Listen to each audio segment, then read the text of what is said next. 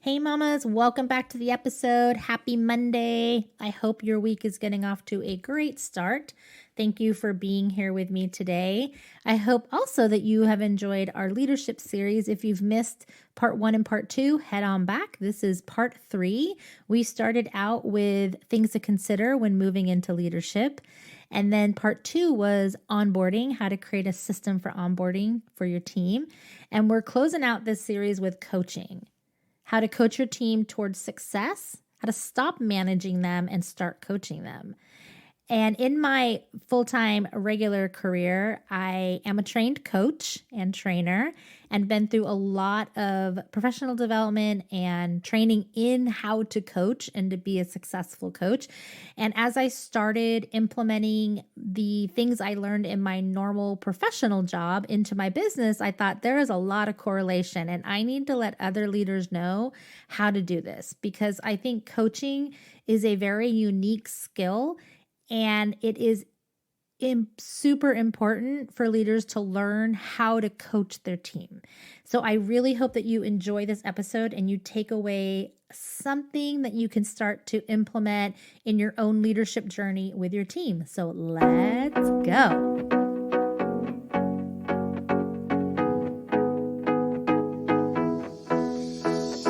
Hey mamas, you're listening to the Mom Squad podcast, a space for moms in network marketing. I'm your host, Melissa Wheelahan. I'm a mom, educator, coach, and trainer. For the past 25 years, I have been a part of network marketing as a stay-at-home mom, a part-time working mom, a full-time working mom, and most recently as an empty nester. And I've learned a thing or two. Do you ever feel like you're trading family time for business time? Have you tried all the things and still don't feel like you're getting anywhere? Are you always wondering where your next customer will come from or feel like the hustle never ends? Are you wanting to lead others but you just don't know how? Well, then you have come to the right place. I believe that the most impactful network marketers show up for their customers and team as their authentic, humble, and real self. So whether you're just starting on your network marketing journey, or you've been in network marketing for a while, or you just need to see things from a different lens, I'm here to help. I'm going to be teaching you how to level up your business through relationships, leadership, and impact. So grab a pen and paper and get comfy because it's about to get real, raw, and authentic. Are you ready? Let's stop the hustle and embrace the journey. Let's go.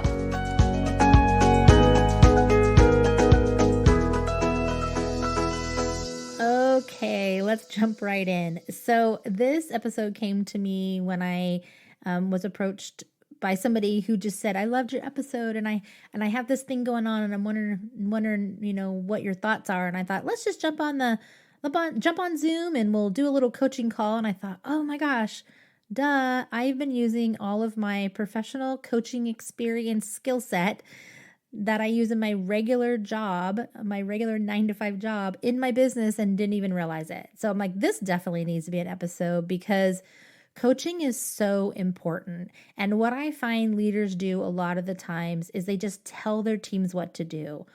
And they don't really know the right questions to ask to help drill down to what really is helpful or really helps the person move forward. Very often somebody will come to you and say, "Oh, I'm, having problem with engagement in my page." And we say, "Oh, okay, well, have you tried this, and this?" That's not coaching. That's giving advice, right? That's managing. Or they say, you're new and you have to do this, and this. And if you haven't listened to my episode on why I don't believe in daily method of operations, you need to go back and listen to that. But that's also not coaching. That is managing. That's telling somebody what to do. And coaching really is a skill set.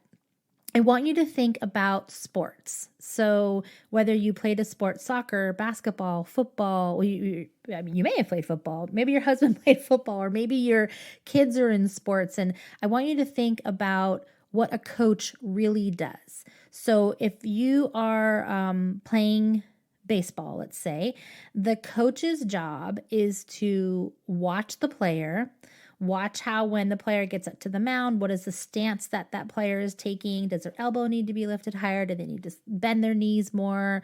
What does their swing look like? How fast are they running? Are they, how are they rounding first base? If they're out in the field, if they're, an outfielder, like where are they positioning themselves on the field? And the coach's job is to observe all of these things and then give feedback to help the player become better. So the coaching relationship really is about observation, observing the person, gathering information by asking questions or gathering your information through observing, giving feedback to the person to help them arrive at their next step, and then watch them again. It's an ongoing cycle. So coaching is very different than managing, and I believe that it is the most important thing that you as a leader can learn how to do. And so I am going to share with you the things that I have learned in my normal professional job as an educational coach, and some of those things that you can do and how that equates to your business. Because once you learn the skill set of coaching, you can apply that anywhere. Okay, so there are two different types of coaching. There's directive coaching and there's reflective coaching. And there's a place for both. There's sometimes with your team members where you need to be directive and then you need to be reflective. The goal is to get to being a reflective only coach. And that is where people become most successful, and that is where you see the most growth. But sometimes people need directive because they're new or it's a skill set they've never tried before. I can think like when I first started in social selling, I was like, I don't know what I'm doing. And I had to learn how to create content that added value and how to, add the right friends to my page and like how to keep that algorithm going. Like there's a process that I had to learn. And I needed somebody who could teach me that and tell me how to do that because I didn't yet have the experience to reflect back on. So you're in directive mode of coaching when somebody needs to learn something they've never learned and they don't have an experience to reflect on. You're in reflective coaching when somebody has had the experience and you're helping them reflect back on how it went, how they can do something differently.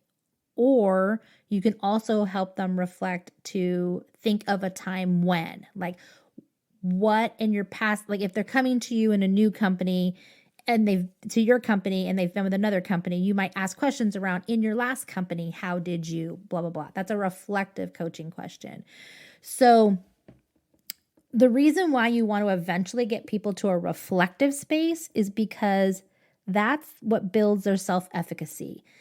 Once you help people become independent and reflective on their own, you don't necessarily need to coach them as much because you've already taught them to start thinking for themselves and you've given them the questions that you're using that their mind will automatically think, oh, I remember this question that Melissa asked me once, and you just start to ask yourself those questions and you reflectively coach yourself. The second thing it does is it builds problem solvers. So I don't know about you guys, but how many of you have group chats where it's the same question all the time? Oh, I can't find this. I can't find that. And you're like, oh my goodness, like it's already in the team page. Like we already posted it before, right? Like it builds problem solvers as you coach people through. Nothing drives me crazier than when somebody asks in a team chat or usually in a chat, or I hear people say, my team asked in the chat where to find this. And then somebody posts the answer in the chat. That is directive. Like that is not helping anybody, right? We need to ask them the question. Oh, have you looked in the team page? Oh, here's the link. Go find it in guides, right? That is helping them build self-efficacy. Okay. So directive and reflective go back and forth. So I'm going to share with you the 3 types of questions that you would use in a coaching model or process. And we're going to use an example of a team member who isn't really getting, let's think of a team member who isn't really getting a lot of engagement. And as we're thinking through these questions, you can be thinking, oh yeah, I can see where I would ask those questions. Okay, so there are 3 different types of questions or buckets of questions when we start coaching somebody. Okay, the first one, well, there's 3 different, not questions, but 3 different ways to interact. Let's call it that. 3 different ways to interact. The first thing I want you to think about when you're in a coaching model or your coaching process is how you're paraphrasing. So paraphrasing is when we restate or summarize. And so some of those things you might say is, so you're having a hard time getting engagement. Or in other words, it's hard for you to get engagement. What I'm hearing then is you're having a hard time getting engagement. As I listen to you, I'm hearing that there's a problem with getting engagement. Okay, some people will say, oh, what I hear you saying is, that is not a good question. And let me tell you why. When you say to somebody, what I hear you say is, you're making an assumption on what they're thinking. Instead, as I'm listening to you, I'm hearing, but whatever the problem is. Okay, paraphrasing. So you're restating. What happens when you become a really good paraphraser is somebody will go, yeah, if you've got it right on. So if I was to say, in other words, you're having a really hard time getting engagement in your group. And they'll go, no, that's not it. The engagement is fine. It's just that I don't have a lot of people. Oh, so there's not a lot of people in your group, right? It's not a question, it's a paraphrase. I go, yeah, that's it. Okay, now you've just narrowed down what the problem is that you're going to be dealing with. Okay, so paraphrasing takes time. It really takes time to learn how to do. It's just restating back so the person can hear what they told you back to them. And it's fascinating when you start learning how to do this. And it takes practice because it's very easy. You want to paraphrase back, oh, so you're not having a lot of engagement. Okay, so when I didn't have a lot of engagement, I did da. No, you've just word vomited all over them. Okay, it's just very restating or summarizing. The second thing you want to consider when working on your coaching model or process is clarifying questions. So clarifying questions are used to gain more information, seeking understanding, and really trying to make connections between ideas for the person. So some of these would be, tell me a little bit more about. So if this person's team member who's having a hard time getting engagement, okay, Susie, tell me a little bit more about what you're doing to get engagement. And tell me more about is like an awesome question. Like just memorize that one, you'll be good. Another one would be, let me see if I understand. So you're having a hard time with getting engagement and you only have 50 people in your group, right? That's clarifying.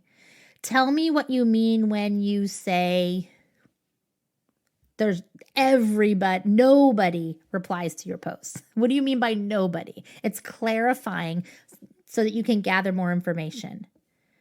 I'm curious. I want to know more about.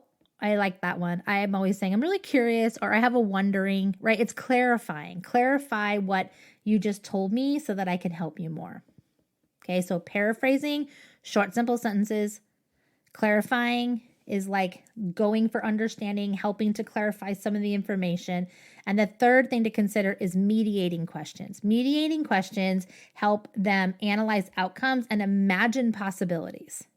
So the person who isn't getting a lot of engagement, one of the things you could say is, what would it look like if everybody engaged on your page? Well, what do you think would happen if you cleaned out your group and started your group smaller to get more engagement? What sort of impact do you think it would have if you started posting more about yourself? What criteria do you use to decide what you're going to post on your group? What is another way you might consider posting items in your group? Or what are some other things you might consider posting in your group? Or what do you think will happen, blah, blah, blah. So these are mediating questions. They're what questions to really get them thinking. So let me take you through this person. This is the team member who's not getting a lot of engagement. I'm not getting a lot of engagement. I don't know what to do. So what I'm hearing then is you're not getting a lot of engagement in your page. Yeah, like nobody's posting. I'm posting all the stuff and nobody's commenting. Tell me what you mean when you say nobody is posting. Well, I mean, like some people post, like, but it's really low. Back to paraphrasing. Okay, so in other words, you have minimal engagement. Yes. Okay. Tell me, what have you done to drive your engagement? So I'm digging, right? I'm curious. I want to know more about how often you're posting. And then you stop. You let them answer. Follow-up question maybe. Okay, tell me more about how you've used your analytics in your Facebook page to drive engagement.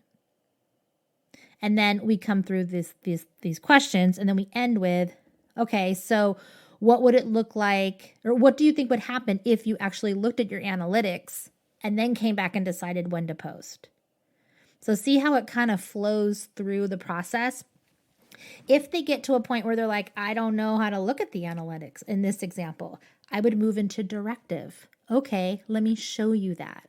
Let me show you where your analytics are. And I would move into modeling. I wouldn't tell them how to do it. I'd be like, let's do it together. Let's get on there and let's look, right? Because if I'm talking to them and say, go look at your analytics and come back, they're not going to come back. In the moment, let's pull it up together. And we would move into directive. So you see how to find it. Oh, yeah. Okay, let's look at it together.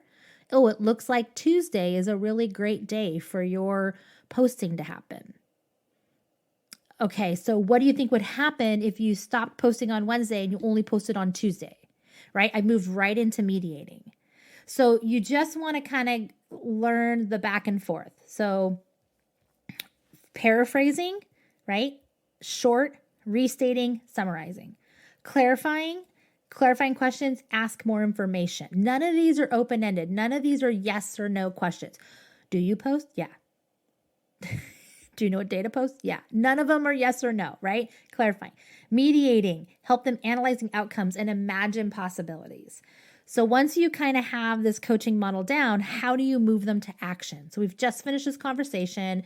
She's, what do you think would happen if you used your analytics to figure out when to post on your page? Oh, I think I would have a lot more engagement. Great. I'm going to move her to action. Moving to action is next steps. Okay, so out of all of the things we've talked about today, what is one thing you would like to start doing? And she might say, oh, I want to go back, really look at the analytics and make a template for make a plan for how I'm going to post for the week. Great. So what I'm going to do right now is I'm going to restate what we just agreed to. Okay, moving her into action, I'm going to state what we agreed to. Okay, so we've agreed that you're going to you're going to make a plan for how you're going to plan your content for the whole entire week. Am I getting that correct? Yes. Okay. Then you're going to ask the time-sensitive question. How much time will it take you to do that? Or when do you think you might do that by? Or what is your time frame? Something that gives them time sensitive. And she says, well, I have to work today, so I'm going to do it tomorrow. Okay, great. So I restate. By tomorrow, by the end of the day tomorrow, you're going to have a plan ready to go for how you're going to plan your content for your VIP group. Yes. Okay. Then I'm going to move to barriers. What barriers or challenges do you think you might encounter? And she might say, oh, I don't think I'll have any. I've got lots of time tomorrow. I don't think I'll really have any issues. But she might say that. She might say, oh, well, I don't know. Like my husband might want to go out to dinner. They might come up with a barrier. Okay, then if you do come up with that, with a hindrance or a barrier or a challenge, what are you going to do to make sure that you can still meet your deadline of wanting to have this done by tomorrow? And so I would just talk through that barrier. So you can choose to ask the barrier question or not. I like to ask that barrier question because it's realistic. Things happen. So we went through the barriers. Then I close with accountability. Okay, great. So you're going to do this by tomorrow. I'm going to check in with you on the next day, Wednesday, and I'm going to see how it's going. If you get stuck at any point during this process, please reach out to me and I'm here to help you. Okay, great. So what just happened? We took her through a process for her to reflect herself on what's really going on in her group, what she needs to do for next steps. We help her set a time frame for how she's going to do it, and I'm holding her accountable. Because if you just say, hey, go do this, or hey, you should try this, and you don't hold them accountable for doing that, you're not helping them at all. So it really holds them accountable. So I know that was a lot, but let's recap. So we talked about the 3 things to consider: paraphrasing, clarifying, and mediating. Those are the 3 things you want to have in your coaching process. Then to move them to action, you want to restate what you agreed to, ask time-sensitive questions, talk about what challenges or barriers they might encounter and how they'll handle that. And then 4, close out with accountability, and then make sure you follow through. Okay, mamas, I hope that this was helpful. I want to see you out there coaching your team to success and really help them be intentional in the things that they're doing. And that will just help them grow as a person and grow everybody's business. And so I hope you enjoyed this. If you did, please leave a review. Please reach out to me. I'd love to hear what you think. And I will see you next week. Have a great day, everybody. Bye. Hey, mamas, did you enjoy that episode? I hope so. Who do you know that needs to hear this information? One of the ways you can show your love for the Mom Squad is by subscribing, reviewing, and sharing. And don't forget to take a screenshot of the podcast and post it on your favorite social media platform and tag me at Melissa Wheelahan. Thanks for listening. I'll see you next week.